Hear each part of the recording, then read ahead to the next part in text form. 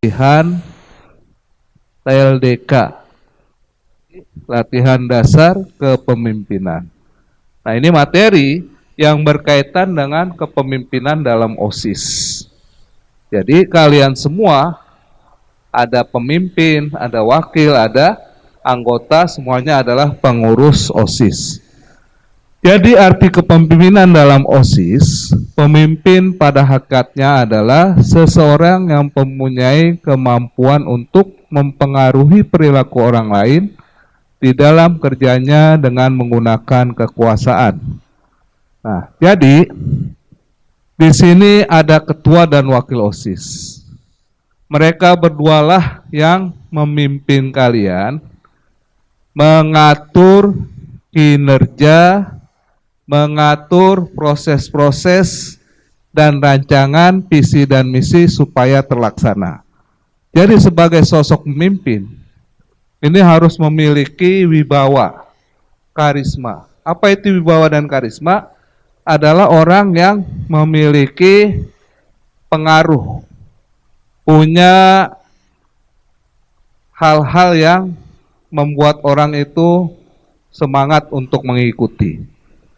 Dan ini perlu dilatih ya dengan ilmu kepemimpinan. Nah, prosesnya mulai hari ini sebagai pemimpin atau ketua dan wakil OSIS harus bisa bersinergi, menyatukan semangat kerja, menjalankan proses visi dan misi untuk pengembangan kegiatan di sekolah kita. Sekarang berbicara kekuasaan. Kekuasaan adalah kemampuan untuk mengarahkan dan mempengaruhi anggota sehubungan dengan tugas-tugas yang harus dilaksanakannya. Bagi anggota, nah sekarang anggota, ketika ada rancangan kerja, program kerja OSIS dalam melaksanakan kegiatan atau menyukseskan acara-acara di Sivitas MTS Nurusada, maka sebagai anggota harus patuh, harus bekerja sama dan memiliki sumbangsih, saran, ide ataupun pemikiran sehingga acara tersebut bisa dilaksanakan sepenuhnya. Jadi sami'na wa ata'na. Kami mendengar dan kami taat. Siap memimpin dan siap dipimpin. Kalian boleh bermusyawarah, berdiskusi, anggota memberikan saran, wakil dan ketua menyaring saran-saran tersebut. Apabila bagus saran dan idenya, ini masuk konsep dan segera dilaksanakan. Nah, itu dua hal dulu tentang memimpin dan kekuasaan.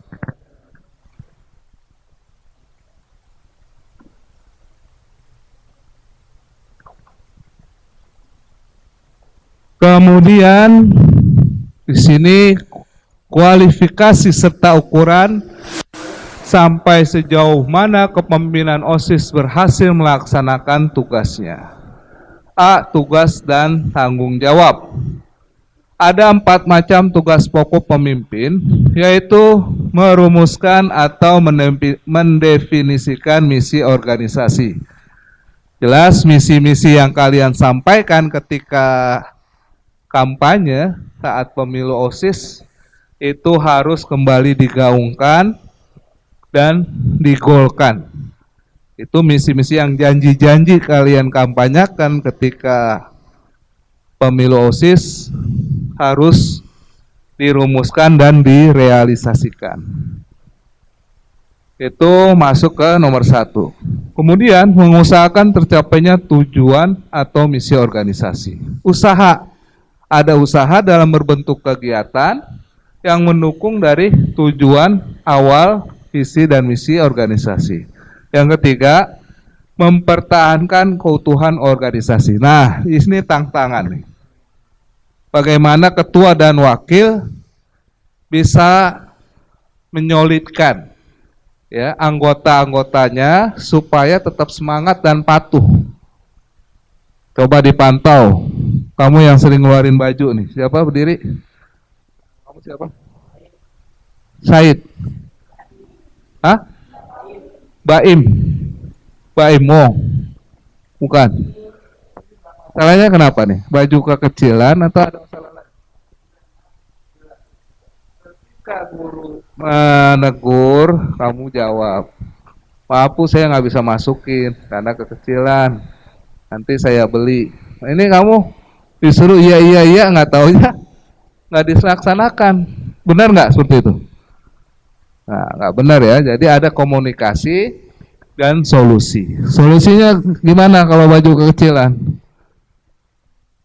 Kalau baju kekecilan gimana? Dipanjangin ya, panjangin kayak kunti terpanjang. Enggak juga ya. Jadi ganti yang lebih besar. Karena kamu baru kelas 7 ya, kelas 8, masih lama di sini. Kemudian mengatasi konflik. Ya tadi yang ketiga itu ketua dan wakil bisa memotivasi rekan-rekan OSISnya, anggota OSISnya supaya berdisiplin secara istiqomah, konsisten, supaya citra OSIS baik di mata anggota atau masyarakat sekolah. Dan yang keempat, mengatasi konflik. Dinamika kehidupan sudah pasti ada konflik. Antara teman, antara lawan jenis, antara kakak atau adik kelas, ini hal yang biasa. Masalah tidak perlu dihindari, tapi harus dicari solusi. Inilah hidup. Ketika ada masalah kamu mampu mengatasi, berarti kamu telah memiliki bekal untuk hidup lebih baik. Ya, jangan dihindari, masalah diselesaikan dengan cara yang terbaik. Ya, ada orang yang menghadapi masalah stres, kemudian menjadi tambah besar masalahnya, solusinya belum dapat. Nah, ini belajar mulai sekarang bagaimana mengatasi konflik yang baik. Apakah perlu bantuan guru bimbingan konseling, perlu bantuan wali kelas, orang tua dan lain sebagainya. Jadi ketika masalah buntu bagi kamu, cari bantuan. Demikian di antara 4 tugas dan tanggung jawab seorang pemimpin dalam OSIS.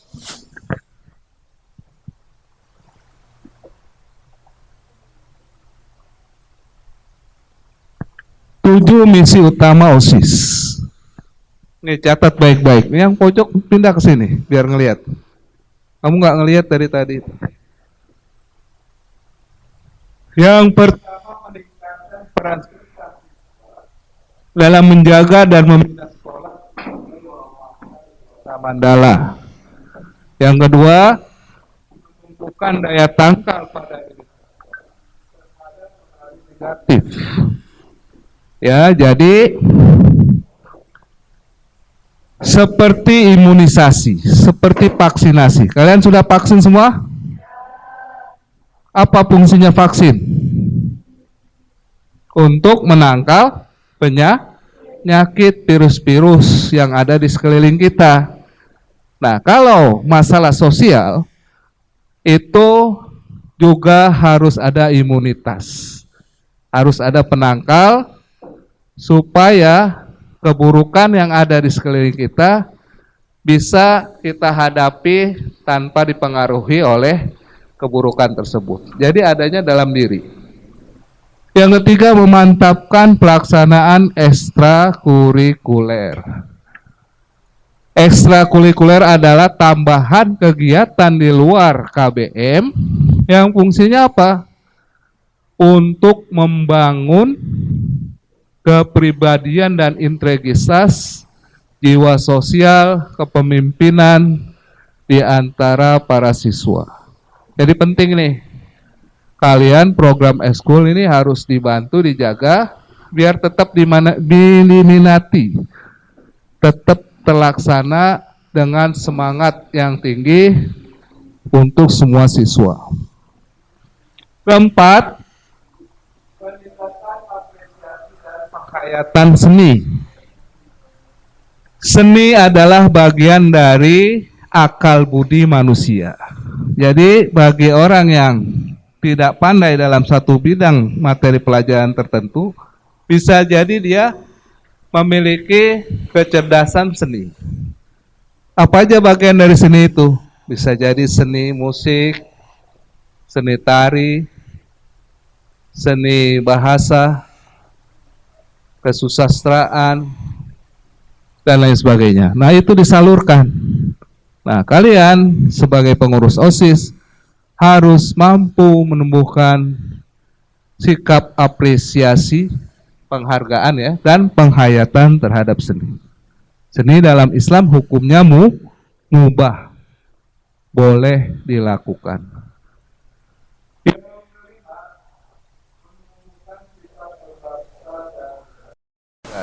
Ingat, kita semua sejak lahir di tanah air kita tercinta ini Indonesia, maka kita punya rasa bangga terhadap bangsa dan negara kita. Right or wrong is my country. Benar atau salah inilah negara kita. Kita harus jaga bangga kehormatan negara Republik Indonesia. Bagaimana mewujudkannya? Pertama, ketika kalian misalnya sudah ada upacara bendera, ketika menyanyi lagu kebangsaan negara Republik Indonesia, Indonesia Raya, sikap postur tubuh harus siap.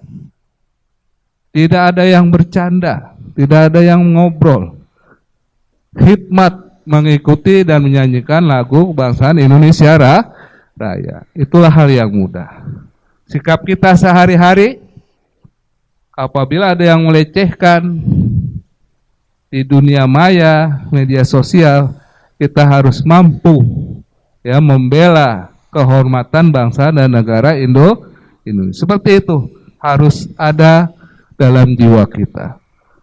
Yang keenam, menumbuhkan dan mengembangkan jiwa, semangat, serta nilai-nilai perjuangan 45. Bangsa negara kita ini berdiri bukan hanya hadiah dari bangsa lain.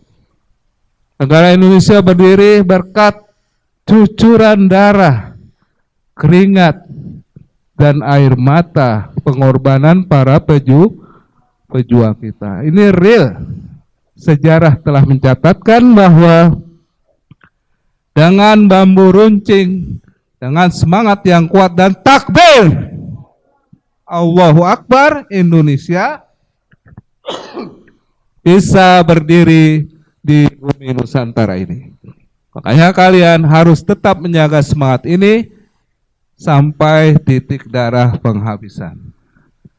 Yang ketujuh, kesegaran jasmani dan rohani. Seorang pemimpin harus lengkap kualitas jasmani dan rohaninya. Dan ini perlu usaha. Tidak ada yang gratis. Kesehatan harus dijaga. Secara fisik harus baik. Harus dijaga. Psikologis kalian lebih utama supaya jasmani kalian juga korpori sana. Dalam jiwa yang sehat terdapat tubuh yang sehat. Sekarang banyak yang kelihatan sehat tapi jiwanya rapuh. Ya, ketika didisiplinkan guru stres, dihukum guru karena tidak tuntas tugas, besok nggak mau masuk lagi, kabur dari rumah. Nah ini sakit berarti. Ada kesalahan dalam jiwanya. Dan semua mudah-mudahan ini kalian bermental baja, kuat, siap mengemban amanat sebagai pengurus OSIS. Belum mencatat? Dicatat, Boim. Punya pulpen?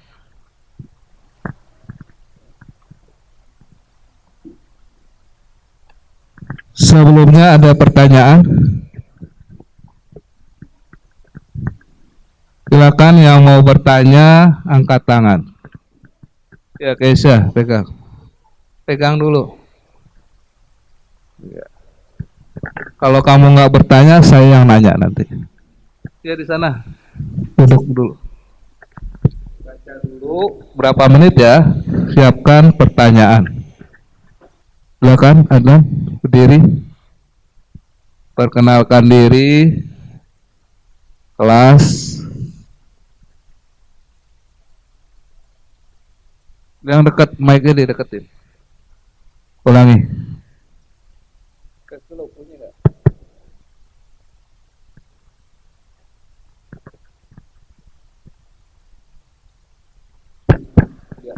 Assalamualaikum warahmatullahi wabarakatuh. Nama Waalaikumsalam.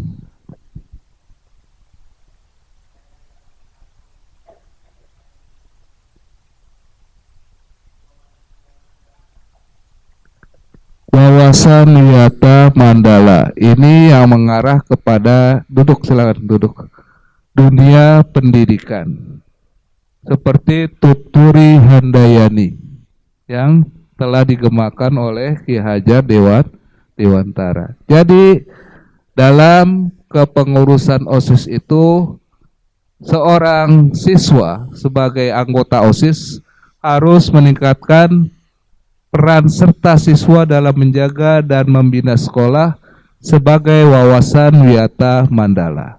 Jadi sekolah kita ini adalah suatu lembaga yang memsaranai atau memfasilitasi seluruh peserta didik dan anggota masyarakat sekolah dalam pengembangan kepribadian, kemudian afektif, kognitif, dan psikomotorik. Ya, kita selalu dalam 3 ranah tadi, di mana kita mengembangkan kognitif kita, intelijensi kita, kemampuan rasionalisasi kita, kemampuan akademis kita. Selain itu, harus juga dapat mengembangkan kecerdasan emosional atau afektif. Dan yang terakhir adalah pengembangan psikomotorik. Bagaimana gestur kita, perilaku kita mencerminkan seorang pelajar yang baik, berakhlakul karimah. Ya, terima kasih pada Ananda Adnan. Silakan dari yang lain. Kelas 82. Siapa wakilnya? Angkat tangan kelas 82. Tidak ada. Kelas 82 tidak ada. 72. Ya, kamu angkat tangan. Silakan. Tanyaannya apa, Aisyah? Mana mic-nya dikasih?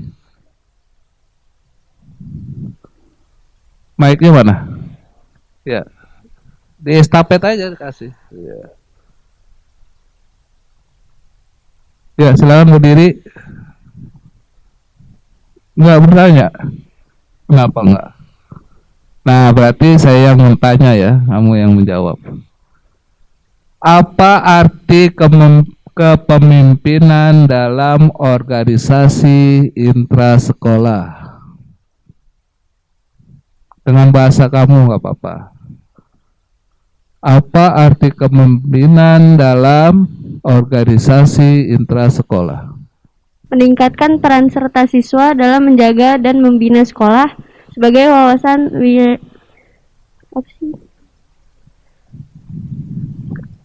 Wiyata wilayah Mandala. Iya. Oke, baik, kita lanjutkan setelah 7 misi. Apalagi peranan OSIS. Sebagai definisi OSIS adalah satu jalur pembinaan kesiswaan yang berfungsi sebagai organisasi intrasekolah untuk mencapai pembinaan kesiswaan. Disinilah kita semua dalam proses pembinaan, pendidikan, pembiasaan. Jadi harap sabar, ya, harap tabah, nanti ada koreksi, evaluasi bagi kita semua. Ini memang prosesnya seperti itu. Yang kedua, peranan OSIS itu sebagai sarana untuk mencapai tujuan OSIS. Ya, berperan dalam apa? Menambah dan mengembangkan berbagai macam kemampuan seperti manajerial, kepemimpinan, berkomunikasi, kematangan berpikir, dan nilai-nilai kepribadian siswa. Jadi kalian yang telah beranjak remaja awal, ini harus mampu menghadirkan pribadi yang lebih dewasa dibanding ketika masih SD atau MI. Sikap yang masih membutuhkan orang tua, belayan kasih orang tua, supaya kalian lebih mandiri lagi. Ya Yusuf ya, Yusuf udah mulai prosesnya, sudah aktif dalam pembiasaan kajian hadis, ini cukup aktif. Yang B, menambahkan dan mengembangkan karir siswa. Jadi kalian tuh harus berpikir untuk meningkatkan kapasitas diri, menambah kekayaan potensi diri. Dengan cara apa? Aktif di OSIS, sering rapat, ya, ikut aturan dan menjaga keberlangsungan disiplin kegiatan di sekolah. Kemudian mengembangkan berbagai disiplin ilmu. Ini yang biasanya masih mengikuti pembelajaran umum, agamanya kurang. Disinilah waktunya kalian mengambil bekal yang banyak dalam kegiatan rohani. Jadi nanti ada tugas kultum, kuliah 7 menit di masjid, tergiliran. Setiap kelas nanti digilir, siswa atau siswi menyampaikan pidatonya selesai sholat zuhur. Kemudian ada tugas membaca ratib, tugas membaca yasin dan tahlil. Kemudian ada tugas Jumat, ya, laki-laki yang suaranya bagus bisa azan untuk sholat Jumat berjamaah. Ada lagi petugas upacara bendera. Setiap kelas nanti ada siapa yang membawa bendera, siapa yang membaca MC, membaca doa dan lain sebagainya. Itu adalah wujud dari pengembangan berbagai disiplin ilmu. Yang D, menambahkan dan mengembangkan nilai-nilai sosial budaya. Jadi kita belajar hidup sosial dari miniatur sekolah kita ini. Yang kecil menghormati yang besar menyayangi yang kecil. Tidak ada senioritas. Tidak ada kelas 8 menindas kelas 7. Tidak ada hal-hal negatif karena lebih lama, lebih tua, kalian membuli dan lain sebagainya. Di sini harus saling menghormati. Itulah belajar dari sini tentang nilai-nilai sosial. Tempat untuk saling bertukar pikiran, pengalaman, dan pengetahuan, dan sarana mencapai tujuan pembinaan kesiswaan. 3. Memahami organisasi OSIS meliputi perangkat OSIS, pengurus OSIS, perincian tugas. Disinilah kalian nanti akan dapat cara memimpin dan berorganisasi dalam intrasekolah. Kembali kualifikasi kepemimpinan. Ini seorang pemimpin harus tahu nih, ya, tentang hakikat pemimpin itu bagaimana. 1. Persyaratan kepemimpinan secara umum yaitu kondisi fisik. Jadi fisik harus dijaga supaya tetap prima, semangat, terlihat segar. B. Nilai-nilai kepribadian.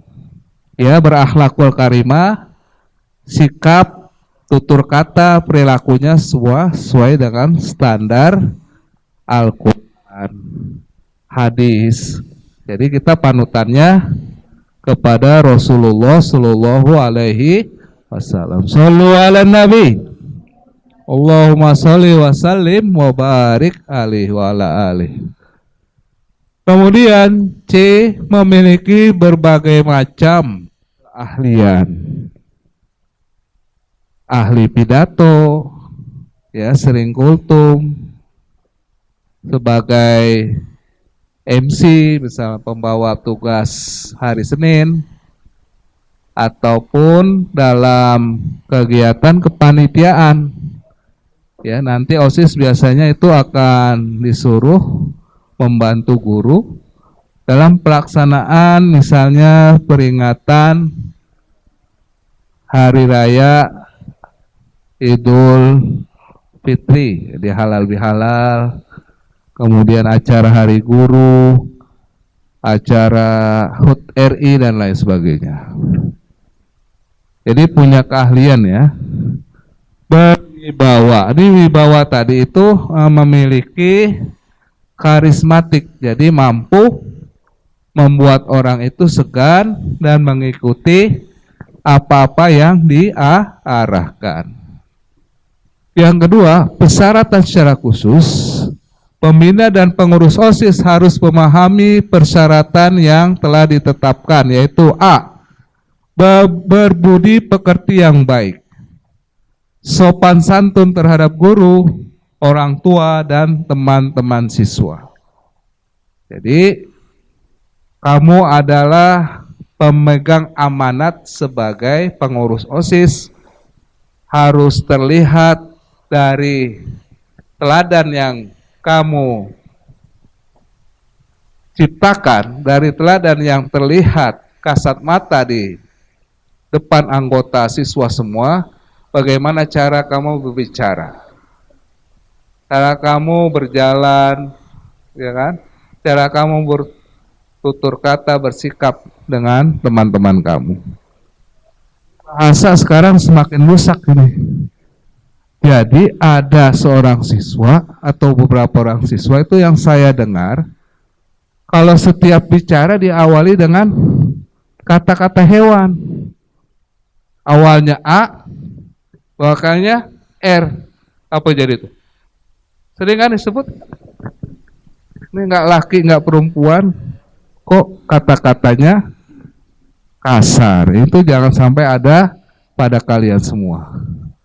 Ya, berkata kasar, kemudian sikap tidak termasuk sebagai anak yang terdidik. Jangan sampai ada. Kemudian sebagai pemimpin. Jadi bakat itu bisa ada dalam diri kamu kalau kamu ada keinginan, kemampuan, ya, terus kemudian kemampuan. Semuanya bisa diasah dengan proses pembelajaran dan pembiasaan. Yang C, berkemauan, kemampuan, dan pengetahuan yang memadai. Pertama harus ada motif, ada keinginan, kemampuan kamu ingin menjadi sosok yang ideal sebagai pemimpin, harus baca tadi teori-teori dari sebelumnya yang telah disampaikan. Itu harus ada ilmunya supaya menjadi sosok pemimpin yang ideal. Dapat mengatur waktu sehingga pelajaran tidak terganggu. Coba dengarkan dulu, lihat sini. Jangan karena OSIS nanti ya mengambil waktu ketika kamu KBM belajar di kelas, ada rapat, kamu meninggalkan pelajaran, jangan sampai kamu tertinggal. Kamu harus tetap sama dengan yang lain, tidak tertinggal dengan langsung menuntaskan ketika pulang ke rumah. Ya, paham tuh? Nanti mungkin bisa terjadi seperti itu. Kalian lagi belajar, ada rapat OSIS sebentar, gurunya mengizinkan, tapi tugas tidak sampai tertinggal. Paham tuh? Ya. Selanjutnya, yang terakhir, dicalonkan oleh perwakilan kelas. Nah, ini sudah terjadi.